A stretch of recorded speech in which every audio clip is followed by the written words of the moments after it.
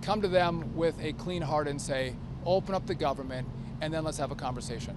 I'll give it to the Teamster, Sean O'Brien. Thank you very much, Secretary Duffy. Thank you, Vice President Vance. Look, the bottom line, and we took a position, I represent 1.3 million working men and women in this country for the International Brotherhood of Teamsters. We took a position 3 weeks ago. Pass a clean CR, get to the table, negotiate a deal. Do not put working people in the middle of a problem they should not be in there. And we got to think about the families that are going to be affected. Think about when you have to tell your son or daughter they can't play sports because you're not getting paid. Think about when you can't pay your mortgage. Think about when you can't pay your tuition. Put the politics aside, get to the table, negotiate a deal, pass a clean CR right now, and then figure out the problems moving forward. And I want to thank the air traffic controllers. I want to thank the Aviation Administration for all their hard work and sacrifice they make. And look, security and safety of the airlines is paramount. Let's not compromise the safety and security. Pass a clean CR. Thank you. Thank you, Sean. Great. Anybody else? Come on. Yeah. Thank you, Mr. Vice President. Thank you, Secretary Duffy. Thank you all for being here with us today. And I want to start by really thanking the professionals, the air traffic controllers, the folks at the TSA, also the FAA, the people in management.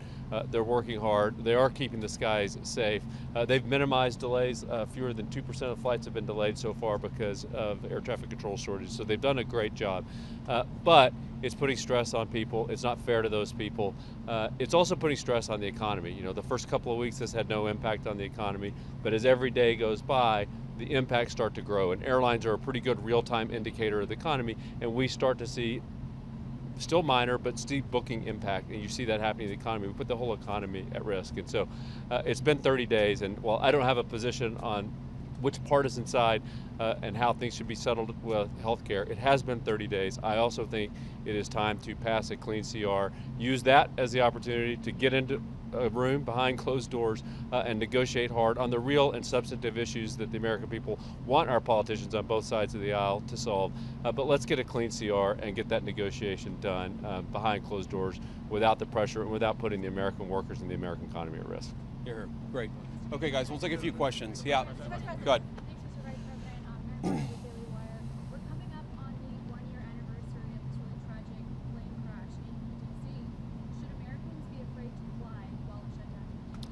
No, I don't think Americans should be afraid to fly because we've got great airline professionals who are keeping the safest aviation industry in the world afloat, but they're doing it with incredible stress. What I worry more about is that if you have, let's say, a pilot who's now missed 2 paychecks, who's now telling his kids that they can't do things that they'd like to do, who's now worried about feeding his family, maybe that guy doesn't show up to work, maybe he goes and gets a different job. That means greater delays for the American people. I worry about the air traffic controller who now has missed 2 paychecks, who's got to pay his credit card bill or his mortgage, but can't pay both and decides, you know what, this industry is not for me. The Secretary of Transportation made a great point in private. I'm going to steal it right now because we got to get people into the air traffic control industry. We had a shortage of 2,000 people. How many of those people look to the future, see that congressional Democrats can't get their act together and say, you know what, we're not going to join air traffic controlling at all, which is going to further extend the delays. I think that we have a safe system because these guys are doing heroic things in the midst of this terrible shutdown, but why do we ask them to do so much without getting paid? Why don't we pay them so that they can be happy, they can do the best job they can do, and they're not worried about feeding their families while they're doing a very important job for all of us? Mr. Yeah. President, could you let us know your understanding of the President's comments that he wants to resume nuclear testing after more than 30 years? Does he mean the warheads themselves, the distribution, the missiles, and so forth? What's your understanding of his intention? Well, look, I'll answer that very briefly, but I really do want to focus on the shutdown that is affecting the American people. I think the President's truth speaks for itself. We have a big arsenal, obviously. The Russians have a large nuclear arsenal. The Chinese have a large nuclear arsenal. Sometimes you've got to test it to make sure that it's functioning and working properly. We've been working very closely, even with nations that we don't have the best relations with, to try to limit nuclear proliferation. The President's going to keep on working on that, but it's an important part of American national security to make sure that this nuclear arsenal we have actually functions properly, and that's part of a testing regime. To be clear, we know that it does work properly, but you got to keep on top of it over time, and the President just wants to make sure that we do that. Yeah.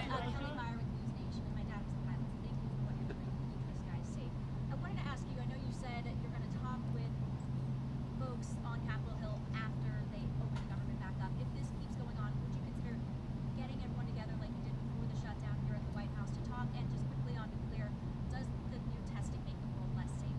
So I'm not going to answer. I've answered all the questions about nuclear testing that I'm going to answer. I want to talk about the government shutdown here, and I'd like to focus the questions there. But to your point, look, I've never said we're not going to talk to congressional Democrats until they reopen the government. What I've said is we are not going to give in on policy demands under the threat of hostage taking. I mean, if any moderate Democrat or any Democrat period from the United States Senate wants to come over, they're welcome to walk into these doors in an hour. I'm happy to talk to them about how to end the government shutdown, but it's actually very simple because there's a clean CR, as you heard from everybody, that would reopen the government.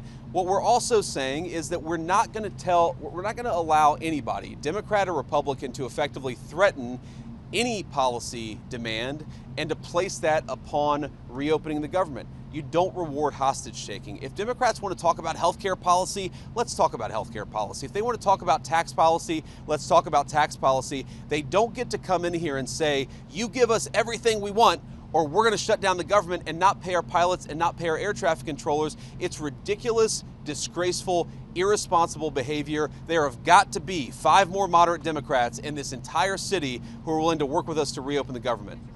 Mr. Vice President, on the issue of the shutdown, there is the concern about 42 million people losing their SNAP benefits. Of course. Over this weekend.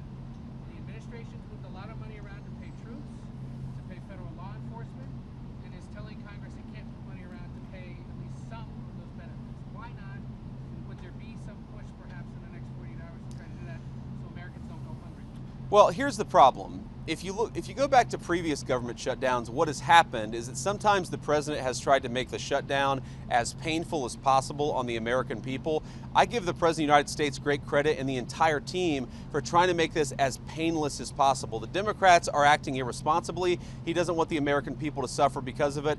But look, right now, this government, this administration, we're like guys running around, with a leak in a damn wall, trying to plug it with bubble gum. And we plug one spot with bubble gum, and we plug another spot with bubble gum, and we plug another spot with bubble gum. Why don't the Democrats just stop this entire charade and reopen the government so that we don't have to try to make this thing work on a shoestring budget, which is what we're trying to do.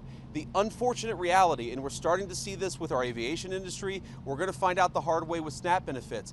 The American people are already suffering, and the suffering is going to get a lot worse. Not because the President of the United States has failed to make the shutdown painless. He's tried to do everything that he can to make it as unpainless as possible. The reason that pain is coming and the reason it's building is because we're not passing the clean bill to reopen the government. It's a very easy thing to do. Thank you, Mr. Vice President. I'm Monica Page with Frontlines Turning Point USA. On the government shutdown, of course, we're approaching Thanksgiving, we're approaching the holidays. What could travel look like, if the Democrats don't open the government in time? So I'm going to let our great Secretary of Transportation answer this question. Look, it could be a disaster. It really could be, because at that point you're talking about people have missed 3 paychecks. They've missed 4 paychecks. How many of them are not going to show up for work? You take the TSA lines that are already too long, even right now, and say half of those people don't show up for work, not because they're not hard workers or good people, but because they've got to find a different job to feed their families. What happens when the security lines are not an hour long, but they're 4 hours long? What happens when pilots start not showing up for work because they're so focused on paying the bills they can't fly the plane safely? That's going to lead to massive delays. We want people to be able to get home for Thanksgiving. We want people to be able to travel for business, to make this entire engine of commerce work. We want the aviation industry to work. It's not going to work unless the Democrats reopen the government. These guys are doing heroic things to make it work as well as it possibly can, but every single person that I talk to a word, they are worried that the delays are going to reach a point where it makes it very, very hard for the American people to fly. Sean? So listen, to answer your question, our traffic will be snarled, right? It'll be a disaster in aviation. And just, I'm going to steal, you stole my point, I'll steal one from Scott Kirby from United. October is a slower air travel month, and we have great weather in October. And so you've seen minimal disruption because of good weather and slower travel. But as we go into November, travel picks up as people start to look at going to see their families, kids come home from college. And if you don't have air traffic controllers who are being paid, they may want to stay on the job, but they cannot. They're going to have to go take a second job, and you're going to have mass issues throughout the airspace people will not be able to go from one place to the other because of the government shutdown, and I hope Democrats don't take it to that point. Great. Yeah. Alex Brachet from ABC News. I'm curious, as we move into this holiday travel season, is the administration working on a plan to keep airports running smoothly? The other thing that I wanted to ask you is we've got 20 million Americans who are set to see their health care premiums skyrocket with those ACA tax credits expiring. I'm curious your response there. Is the administration working on a plan to expand them? Well, why don't you take the question about what we're trying to do to try to limit the effects of the shutdown on aviation? I think Sean is a great person to address that, and then I'll address the health insurance premium question. Yeah, so we're working closely with NATCA, our air traffic controllers union, our technicians who work to keep the equipment safe and operational. I know Christy's working with TSA, so we are doing all we can to partner with and talk to our government employees who make this system run smoothly. But we can only ask so much. And I, as a guy who had a lot of kids and didn't make a lot of money early in my life, I know the pressure that these families are under. And by the way, think when these families go home, the fights that are had over the fact that you don't have money for basketball this season. The family strife that happens because they don't have money coming in the door is very, very real. So we are doing all we can to work with our partners to keep things running smoothly. But in the end, we can only go so far. And if I could just, before I turn it over, I love that you guys are asking us questions about what we can do to make this less painful. There's an easy, painless solution. Pass a clean CR. And by the way, I think you all, I was part of some shutdowns myself in Congress, and the tone of the press corps is very, very different in this one. You were rabid against Republicans who voted not to open the government up, and it seems like everyone is so docile. And so, what is the president going to do to alleviate the pain? I'm out of the mall. Anyone can go see the World War II Museum. They can all go see the Vietnam Memorial. Again, we didn't close those down. This administration is doing everything they can to alleviate the pain on the American people. Go back to Barack Obama. He did everything he could to shut down parks and memorials across this city. And so, again, it's an easy answer.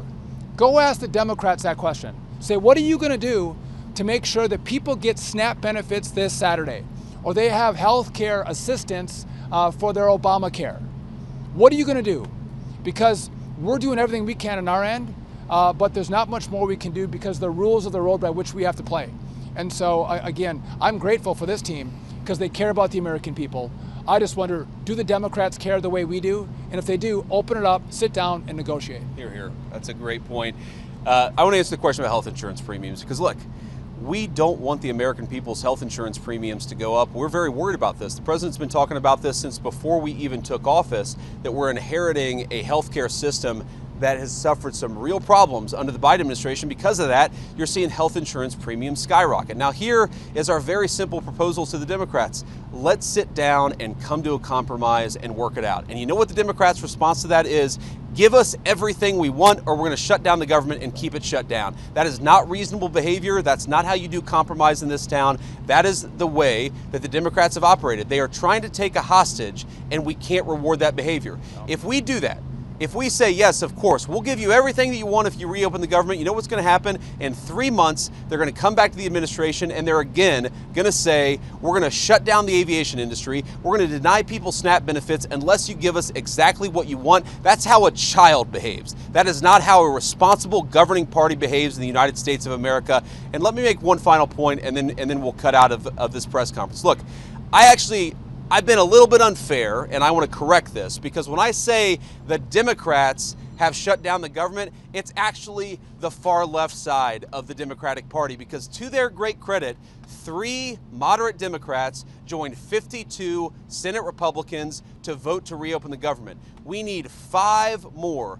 reasonable Democrats to put the American people first and reopen the government. That's all that we're asking. Let's talk about health care policy. Let's make sure that we ensure that Americans' health insurance premiums don't go up. We want that, and we're willing to work with people for it, but they've got to reopen the government first. Sean came from a background not that dissimilar from mine. Sean O'Brien came from a background not that dissimilar from mine. There are moms and dads who are fighting right now because they're worried about not being able to pay the credit card bill and the mortgage bill. There are parents who have to look their kids in the eye and say, you know what, we're not going to do football this year. We're not going to do basketball this year because I can't pay for it because the federal government is shut down and I'm not getting a paycheck.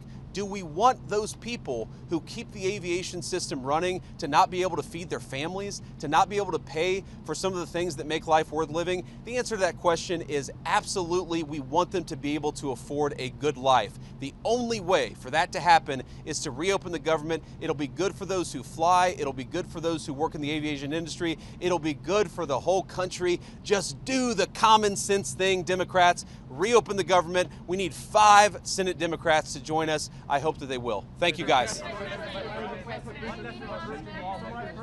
talking about nuclear explosive weapons, sir.